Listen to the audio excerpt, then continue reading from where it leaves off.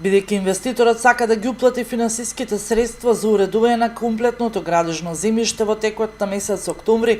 Советот на општина Гевгелија на последната седница донесе одлука за измена и дополнување на програмата за утврдување на градежно земјиште во општина Гевгелија, со што ја утврди висината на надоместокот за градежното земјиште за изградба на ветерници за производство на електрична енергија во износ од 6 милиони денари по ветерница. Така инвеститорот од Турција со овие измени ќе треба да уплати во буџетот на општина Гевгелија 400.000 евра за 4 ветерници кои ќе бидат изградени на градежно земјиште кое припаѓа на општина Гевгелија.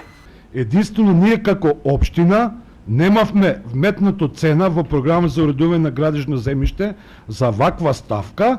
а имаме инвеститор кој има донесено деловна одлука дека ќе ги гради ветерниците. Значи, под бремето на притисокот побрзо да овозможиме да бидеме проактивни, кој ќе дојде во октомври да може да сака да инвестира и да може да ни плати пари, само на општина Гевгелија, бидејќи општина Демиркапија веќе имат одлука, ако ние не расправавме на денешната седница, нема да бевме спремни на инвеститорот да му испаднеме во пресед. Од друга страна, водејќи со тоа што кажав на почетокот, потреба од ветерници ќе имат може и физички лица и домаќинства, така е времето. Тоа оди многу брзо со голема динамика. Одредени индустријски капацитети.